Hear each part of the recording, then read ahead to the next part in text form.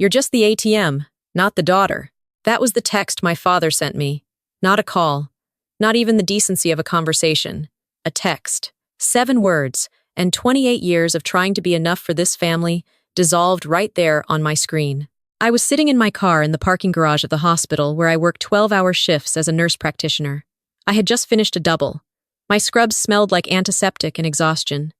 I hadn't eaten since 6 that morning, and my father, the man who used to carry me on his shoulders at the state fair, the man I had been quietly, dutifully, invisibly bankrolling for the last 4 years, had just summarized my entire role in this family in 7 words. I didn't cry. I sat very still and read it again. Then I put my phone face down on the passenger seat, drove home, and started making a list. But I need to back up. Because this story didn't start with that text. It started the way most financial abuse inside families starts. So slowly, you don't even feel the temperature rising until you're already in boiling water. My name is not important. What matters is that I was the oldest of 3 children, the only one who finished college, the only one who left our small town in rural Ohio and built something from scratch. I put myself through nursing school on loans and scholarships and night shifts at a diner. I graduated, got certified, moved to Charlotte, North Carolina, and within 5 years I was making more money than anyone in my family had ever seen up close. I was proud of that. I am still proud of that. But pride, I've learned, can be weaponized by the people who raised you. It started with my parents' roof. This was 4 years before that text. My father called, he actually called back then, before I became an ATM, and explained that they had a leak, that it had gotten bad over the winter, that they didn't have the money. My mother got on the phone and cried a little. I sent $6,200.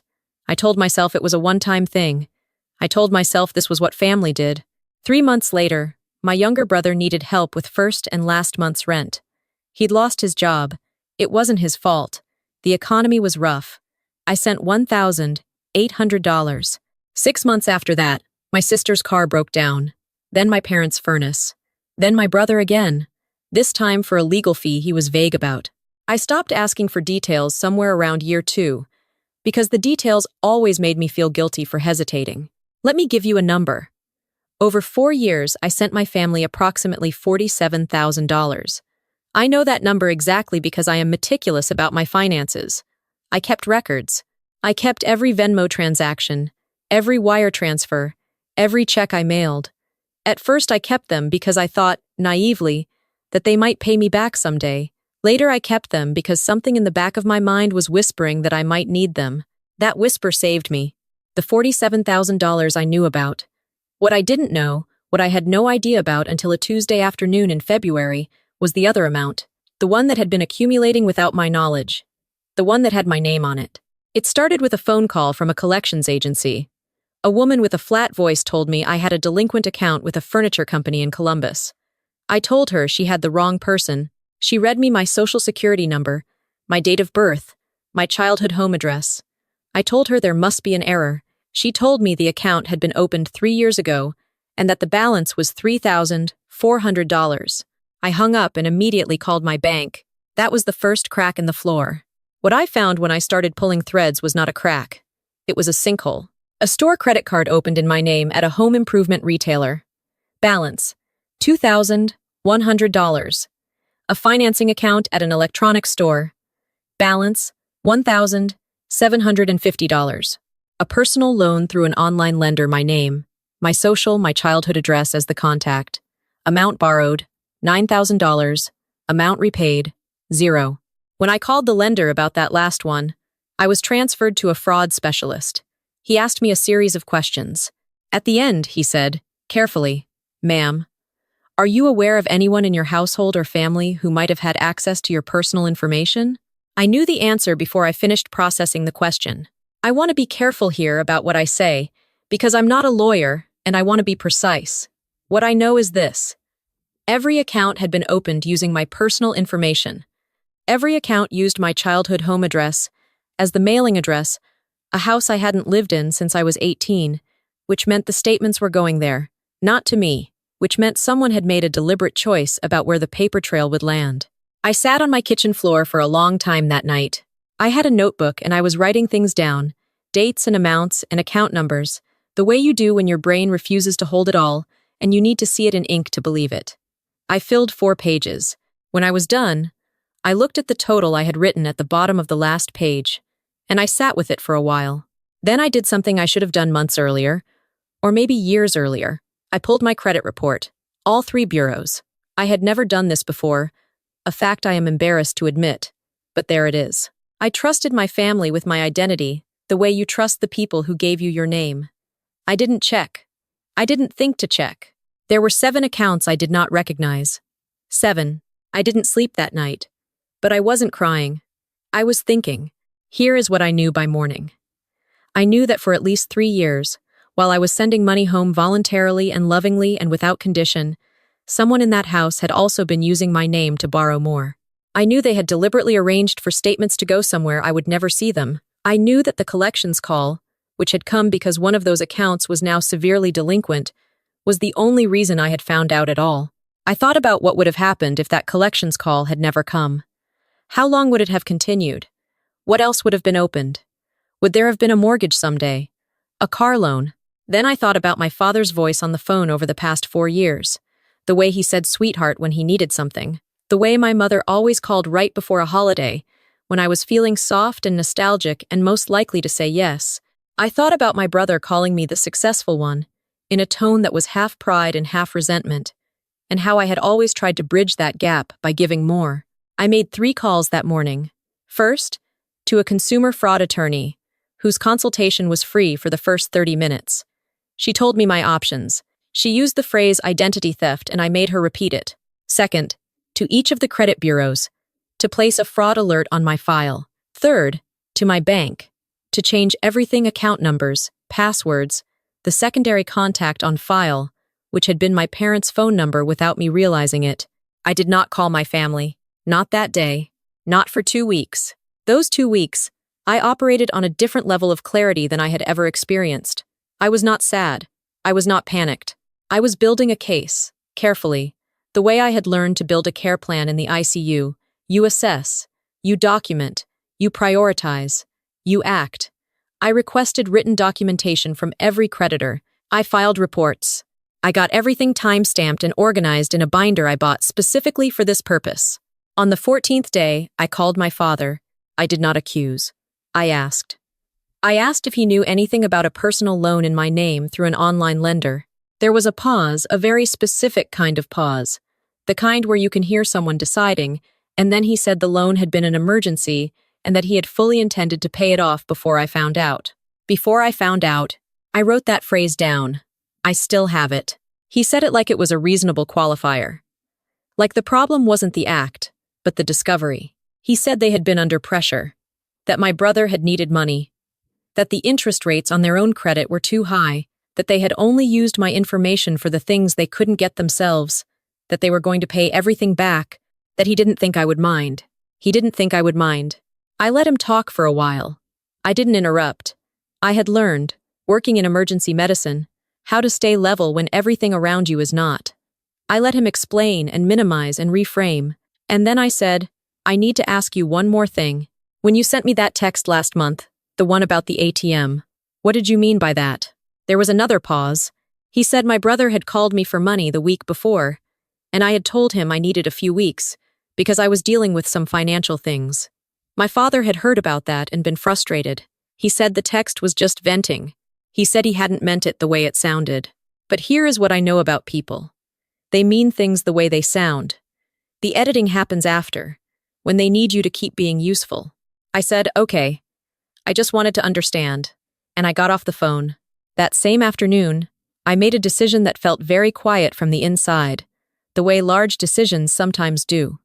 Not dramatic, not angry, just final. I canceled the automatic transfer I had set up 2 years earlier, $800 a month, that went directly to my parents' account, which I had started because my mother had mentioned their fixed income was tight. I sent 1 email to my brother and 1 to my sister.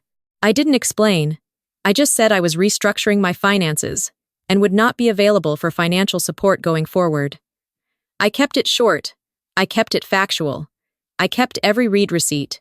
Then I called my attorney back and told her I wanted to proceed with the fraud dispute process in full. I want to tell you about the responses I got, because they are instructive. My mother called within 2 hours of my email. She was crying immediately, before I even said hello. She said she didn't know about the accounts, and I genuinely don't know whether that is true, and that she had always been grateful for everything I had done, and that my father didn't mean the text the way I took it, and that family was supposed to stick together in hard times. I asked her which hard times she meant. Mine, or theirs. She didn't have an answer for that. My brother's response came by text. It was not an apology. It was a paragraph about how I had always thought I was better than everyone else just because I moved away and made money, and that if I was cutting off the family over some mix-up with paperwork, then maybe I had never really loved them to begin with. I read it once. I did not respond. I saved it to the same folder as everything else. My sister called 3 days later. She was the most honest of all of them, which I gave her some credit for.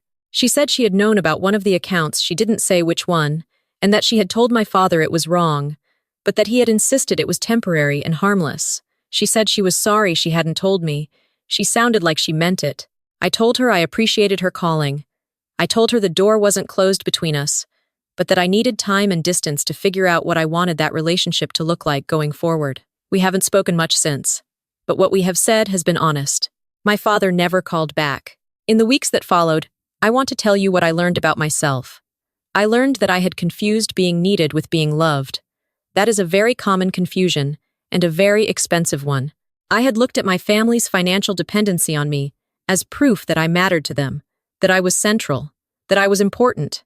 What it actually was, I understand now, was a role, a function, an ATM, as my father had efficiently summarized. I had been so committed to being the one who made it, the one who came back and lifted everyone up, that I had ignored every signal that the dynamic had curdled. The way they only called when they needed something. The way my accomplishments were never celebrated, only referenced as justification for why I could afford to give more. The way no one ever asked how I was doing, without then pivoting to a request. I grieved all of that. I want to be honest about that, because these videos sometimes skip the grief and go straight to the empowerment, and I think that does people a disservice. I cried. I sat with the specific, gutting loss of the family I had believed I had, and I let myself feel how different it was from the family that actually existed. That grief was real, and it was necessary, and it took longer than I wanted it to. But on the other side of the grief was something I had not expected. Room. There was so much room in my life without the constant low-level anxiety of waiting for the next call, the next emergency, the next request. I had not realized how much bandwidth I had been spending managing their needs, and my guilt, and the elaborate calculations of how much I could give, without giving too much. When that weight lifted, I felt the absence of it, like removing a cast you've worn so long you forgot your arm was supposed to bend. I started doing things I had delayed indefinitely. I took a week off work and went to Portugal by myself. I enrolled in a leadership program at the hospital that I had been declining for 2 years, because I couldn't afford the time commitment while managing my family's financial emergencies. I called some friends I had let drift, because I had been too depleted for real connection. I want to tell you about one more thing, because it is the part of this story I keep coming back to. My grandmother, on my mother's side, passed away when I was 22. She was the one person in my family who had always spoken to me plainly. She had grown up with nothing, built a life through sheer stubbornness, and had very little patience for self-pity or manipulation. She also had very little patience for women who made themselves small to accommodate other people's comfort. When she died, she left me a letter. I had read it many times, but when I read it again last spring, a few months after everything had come apart, I read a paragraph I had somehow never fully landed on before. She had written, "You were always the one who gave too much and apologized for it afterward. Stop apologizing for having more than you were supposed to. You earned it. You don't owe it to anyone who didn't earn it with you. Love them if you can. Fund them if you choose. But know the difference between a gift and a tax." I sat with that paragraph for a long time. A gift and a tax. She had named something I hadn't had language for. What I had been paying for 4 years, all $47,000 of it, plus whatever had been borrowed in my name without my knowledge, had not been gifts. I had told myself they were gifts, but a gift is freely given with no expectation of return and no penalty for stopping. What I had been paying was a tax levied on my success by people who had decided my abundance was a shared resource they had a right to draw from, and I had paid it. Willingly, even eagerly. because I had believed that paying it was the same as being loved. I know better now. The fraud dispute process took 8 months. Most of the accounts were eventually resolved in my favor. My credit score, which had taken a significant hit, has largely recovered. I have a credit monitoring service now, and I check my report quarterly. And I have a fraud alert that will remain in place indefinitely. I don't speak to my father. I don't think I will. Not because I am angry the anger burned through a long time ago, but because I am clear, finally, about what that relationship was and what it cost me. Clarity is not the same as coldness. It is just the absence of illusion. I speak to my sister occasionally. We are finding our way, slowly, to something honest. I think about my grandmother often. I think about the letter. I think about the afternoon I drove to the cemetery and sat beside her headstone and read it out loud to her, because I wanted her to know I had finally understood what she was trying to tell me. I didn't bring flowers. I brought the letter, and I told her she had been right, and I thanked her for knowing me better than I had known myself. I am 31 years old. I have no debt that isn't mine. I have a savings account that belongs entirely to me. I have a life that I built from nothing, that I protected when it mattered, that no one else has access to without my explicit and revocable permission. I have a rule now. One rule that I apply to every financial decision, every relationship, every request that comes my way. If stopping would cost me nothing but their disappointment, it was never really mine to give in the first place. I am the only investor in my own life now, and for the first time in 4 years, that feels exactly like what it is. Freedom. If this story sounds like yours, if you've been the one who gives and somehow it's never enough, I want you to know something. The guilt you feel about stopping is not evidence that you should keep going. It is evidence of how long you've been told that your value is in your usefulness. You are not an ATM. You are a person, and you are allowed to close for business. Drop a comment below and tell me, have you ever had to choose between your family and your financial future? I read every single one. And if you're ready to share your story with us, you know where to find us.